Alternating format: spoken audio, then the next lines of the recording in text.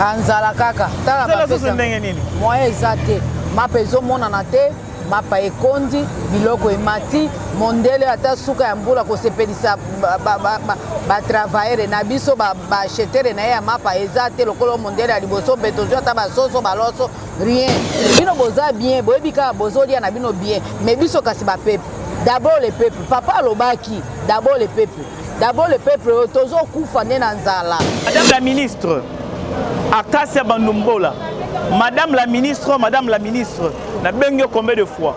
C'est une façon de dire que ton secteur ne marche pas. Secteur ne marche pas qu'il n'était. Si aujourd'hui Joseph Kabila a été, et ça parce que Alegi m'a bêté la marogne sur la Mokili.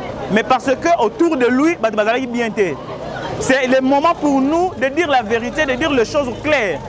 Que le secteur n'a pas de chef de l'État. Secteur pour les festivités.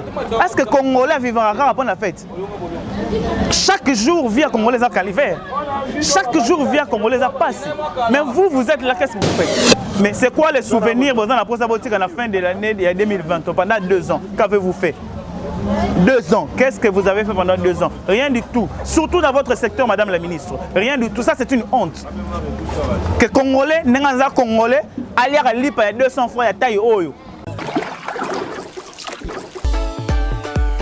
La maison Stelman vous propose des prestations de qualité pour vos gâteaux de mariage, anniversaire ou autres événements. La maison Stelman vous propose aussi des gâteaux personnalisés pour vos anniversaires ou autres. Contactez-nous au 06 63 30 36 83 ou encore au 07 81 83 15 74. Vous pouvez aussi nous contacter sur la page Facebook Hostelmac.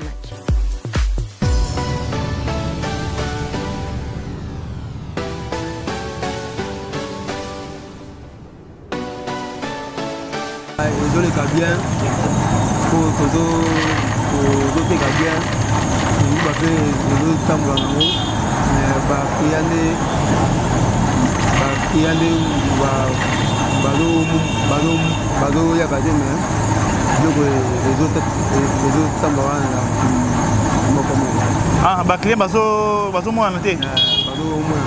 Par rapport à quoi? Bilo et Bomatisi, Mati na 1400 musu eza na 1500 siko ba bia bazolinga nguba ezala na ba 1100 ba 1200 mais na libongo esika tozo somba e mati nde tro e comme na ba 2800 ba 3000 ah donc bino Bomatisi par rapport il y a libongo OK.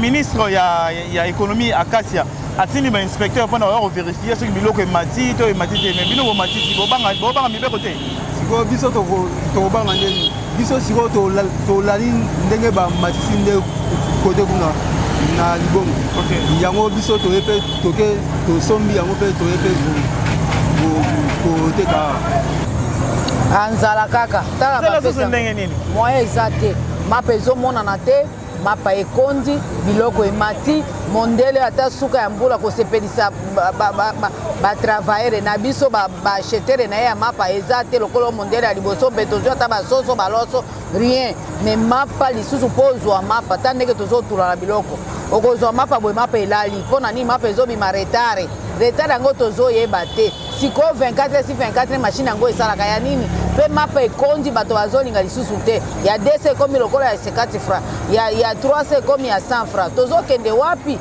ba ministre bino boza bien boyebika bozolia na bino bien mais biso kasi ba peuple d'abord le peuple papa lobaki d'abord le peuple tozo kufa na nzala tala nano bonane le 31 nde yango ndenge toza tokauki lokola eloko nini moyen ya kotangisa bana université tondimi bana mike ofele siko ba étudiant papa bako continuer te licence ekoya te toyebi ke soki turu oyo licence ekozala combien tokokoka na mapa pambo zosomba mapa ya 10 000 ministre naza koyebisa yo bino boza bien nde bozokipe makambo oyo te boyaka awa na izine bapesi bino batuki bozongi bofandeli na bino kimia me biso tozosouffrir intérêt eza te pourcentage moko ya malonga te botala kaka le 31 oyo eloko eza te le 31 nzala na nzala zele ekauki bato bazosomba mapa te mapa ezobima après midi ezobima na retard moto asi ale mwa loso na ye ntango nini akokende kosomba mapa ya moke oyo en tout cas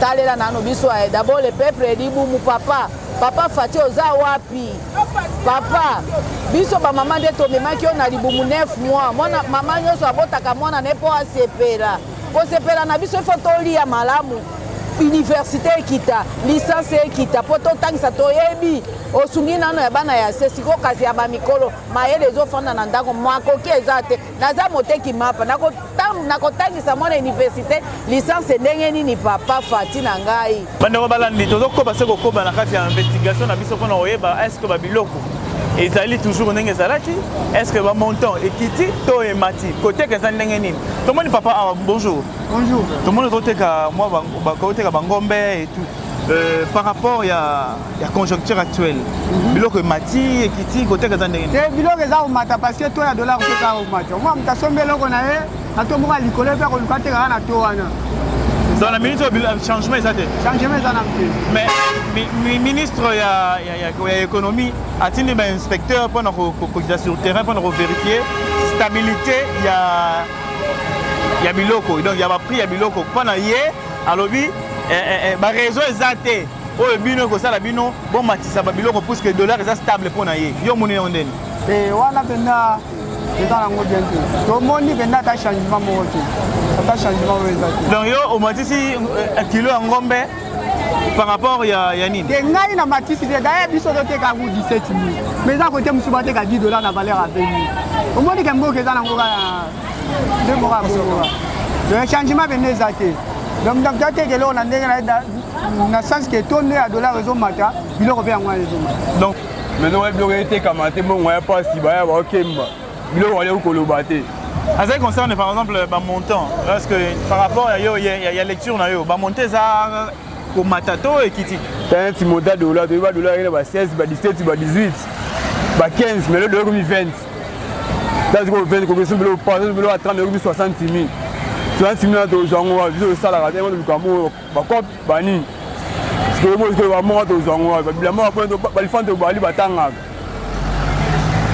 misusu oteka butu koya komi 29 mwa totekeya te sikoyo toviva nini ata yo moko mais ministre ya économie Akasi Bandubola a lancé na ville province ya Kinshasa bainspecteur mpona kovérifier stabilité ya baprix ya biloko koteka mais bapongo bawalandela tomona eloko ekita te mais bapesi ordre batokota 29 batokota 21 bapesi ordre toloza kashi toloza kashi ne mponi moma biloko moma mbongo ekita te tosika na bango ndeni ba journaliste tosika na bango sûrement peut-être eza bino nde bozomatisa biloko na nko oh biso tolanda 3 dollars ndenge ekende na 15 toteki na 15 et 16 toteki na 16 17 18 ekoma na 20 totekaka bongo mwa moke nde tobunda mo nzambe ekabi ndenge asala bana ye donc mpona yo biloko ekiti te et au contraire emati eloko emati te babiloko somo ba 10 dollars ba 23 dollars 24 dollars donc ekiti te memati emati nde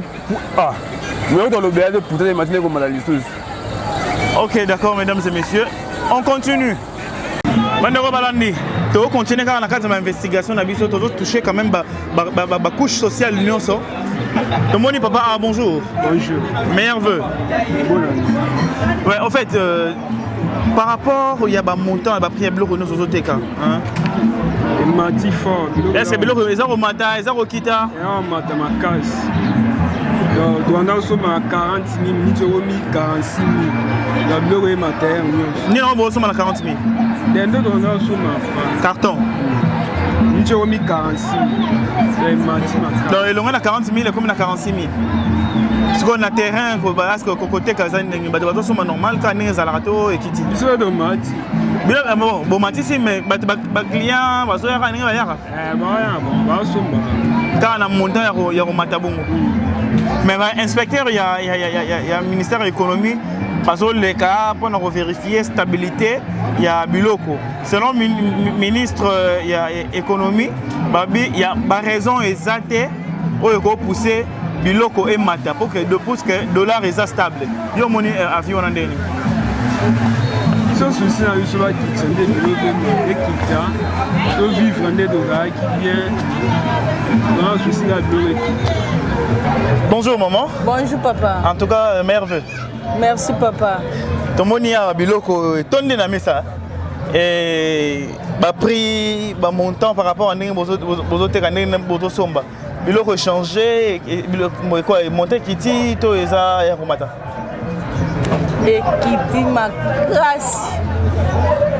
Comment ça? Nde yi komata sikoyo na lolenge moko tozokoka te. Moyen pe oteka ata malamu eza te. Baklia bazo déclarer biso pe kuna kesika tokendaka kosomba kuna tozo déclarer pe c'est que moyen eza te. Mais malgré tout bozo déclarer mais ezo kitaka raté. Ezo kitaka te. Ezo kende kaka. Très surtout tomate mbuma na ya boîte. Na ba huile biloko wana nde penza moyen te botalela biso yango. Donc malgré fait la biso pona biloko wana koleka neti na pona biloko kolia. Ba huile, très surtout huile. Balobela biso ata après bonne année ekita biso pe tozwa moyen ko sombaka toteka ka pe mo malamu. Donc on a yo biloko donc eza vraiment stabilité. Kimia ezate.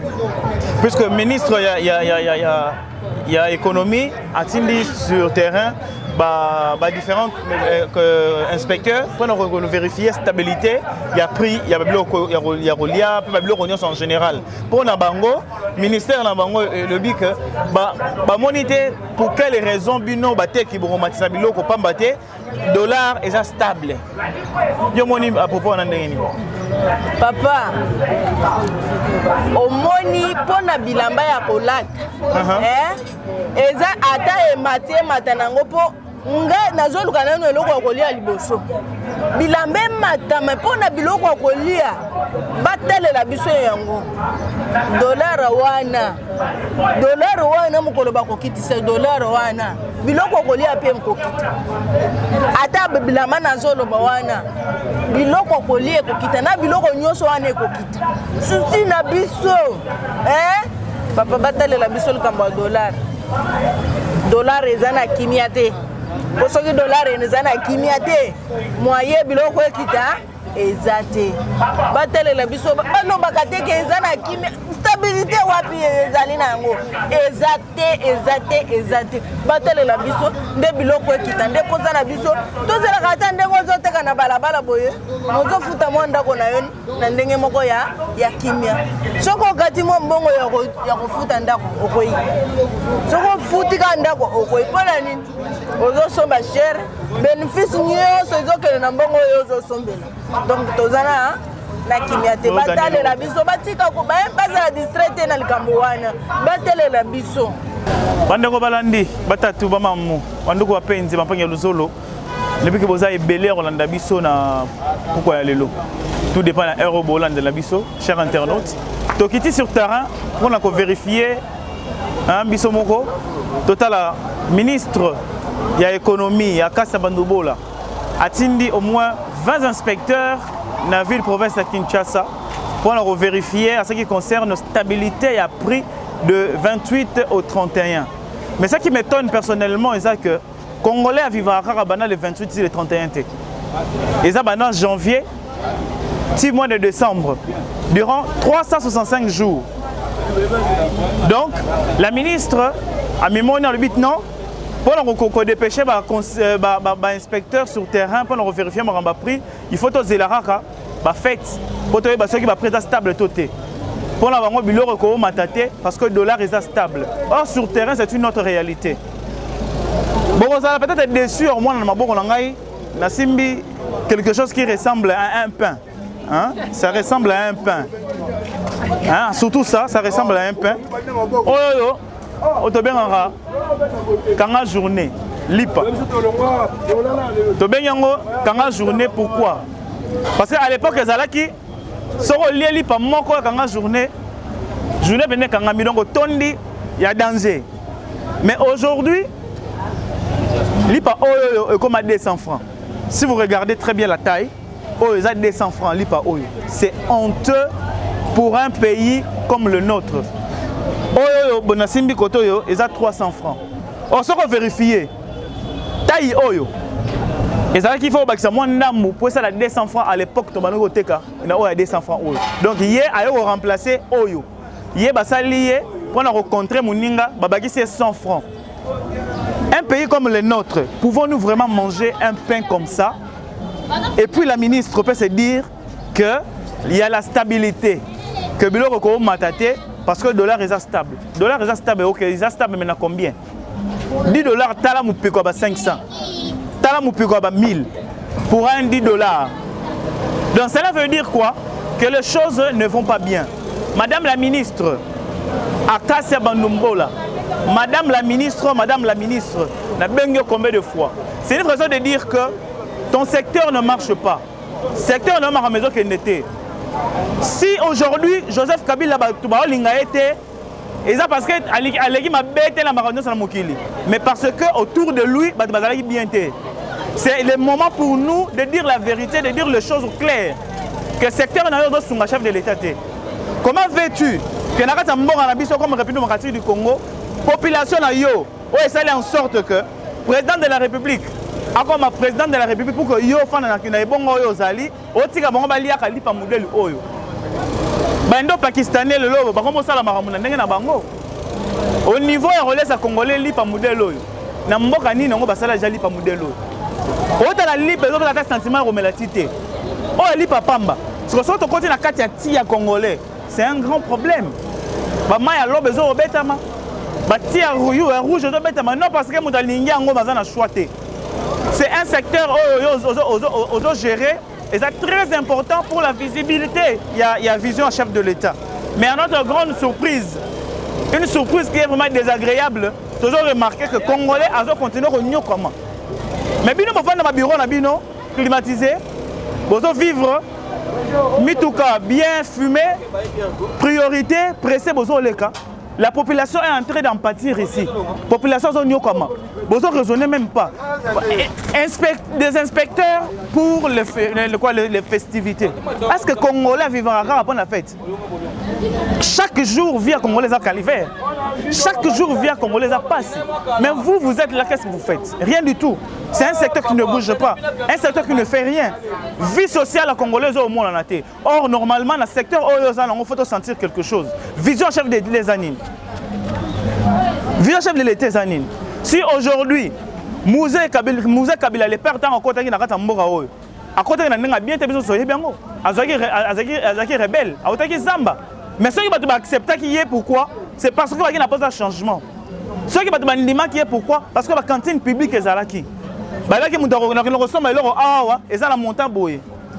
Mais c'est quoi les souvenirs dans la post-apotique à la fin de l'année 2020, pendant 2 ans? Qu'avez-vous fait? 2 ans. Qu'est-ce que vous avez fait pendant 2 ans? Rien du tout. Surtout dans votre secteur, Madame la Ministre. Rien du tout. Ça, c'est une honte. Que Congolais, Nenganza Congolais, aller à l'IPA, il y a 200 francs, il y a taille oyo. Yo moko liya en côté. Nan limite yo liya à l'IPA oyo. Mais Congolais ont lié en haut. Pourquoi? Parce que la place où on a pour faire quoi? Madame la Ministre, vous devez faire quelque chose. Ce n'est pas question que Ozela, Nasuka Mboula, pendant la festivité, pendant Rotika, inspecteur, 20 inspecteurs dans la ville province à Kinshasa, on compte les Wenzenin. 20 inspecteurs dans la ville province à Kinshasa, on compte les Wenzenin. République démocratique du Congo est à Kinshasa. République démocratique du Congo est à Kinshasa. Madame la Ministre, vous devez chercher une solution en ce qui concerne l'économie de ce pays. Le peuple en souffre. Nous ne pouvons pas continuer à rester silencieux et à ne rien dire. Pendant que vous êtes en train de passer, pendant que vous traversez partout, tranquille, sans problème. Vous devez faire quelque chose. La vision du chef de l'État, c'est le peuple d'abord. Et nous devons le remarquer par rapport à au panel de la ménagère. Le panel de la ménagère, il n'y a rien. C'est vide. Et à chaque fois, chaque jour, moi, et puis ces euros longs. Vous devez faire quelque chose. La République démocratique du Congo, c'est un grand pays, mais elle a une géographie. Elle a une histoire.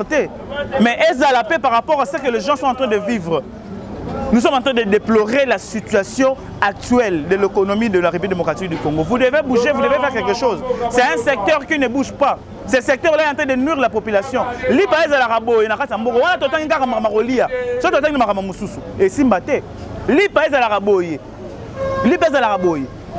de Et ça passe. Bino bakenda ba mikili ya poto. Bokenda ko kopé nini? Koluka ba architecte ba tonga la mataka sika. Bokenda ko kopé nini? Boko tout na ba concept ba ninga na bino ko bokenda kuna pour aller faire des choses. Bon, ça n'a bien. Aujourd'hui, vous descendez ici en République démocratique du Congo, vous devenez des ministres, vous devenez ceci, cela. Qu'est-ce que vous apportez à la population? C'est une vraie honte qu'aujourd'hui, nous sommes obligés de voir la population congolaise, la population quinoise spécialement, alliée à modèle Oyo. 20 inspecteurs pour la ville province de Kinshasa. La République démocratique du Congo compte combien de provinces? 26 provinces. 20 inspecteurs vont contrôler Nini. C'est vu la province de Kinshasa. En tout cas, c'est avec un sentiment de regret que nous sommes en train de vous informer aujourd'hui, avec un sentiment vraiment de déception que tu as la bino lisolo à l'élo, à terrain à l'élo, na Congo Mokili. C'est vraiment décevant de voir que les Congolais continuent à relier le modèle au changement exacté. Lipa boyez à la 200 francs. Oh, il va 50 francs. Oh, il va 300 francs. Nakata moko na biso. Et ça passe mingi. Bandeko balandi. Pour une prochaine fois, nous allons revenir pour vous montrer qu'est-ce qui cloche. Nous ne sommes pas là seulement pour dire de choses sur le plan négatif, mais nous sommes là aussi pour dire lorsque les choses vont bien. Mais en ce qui concerne le secteur de l'économie, les choses ne vont pas bien. Merci beaucoup. Restez toujours au branché. Continuez toujours à nous suivre, mesdames et messieurs. Un grand merci à celui qui est derrière la caméra, Valère Makengo. Et un grand merci à Imark. Un grand merci à Capriski, le management. Un grand merci aussi à vous qui continue à nous suivre. Et surtout un grand merci à Valère Massamba qui est juste derrière la caméra qui nous permet d'être en contact avec vous. Merci beaucoup, Choukrani. La maison Stelman vous propose des prestations de qualité pour vos gâteaux de mariage, anniversaire ou autres événements. La maison Stelman vous propose aussi des gâteaux personnalisés pour vos anniversaires ou autres. Contactez-nous au 06 63 30 36 83 ou encore au 07 81 83 15 74. Vous pouvez aussi nous contacter sur la page Facebook Hostelmac.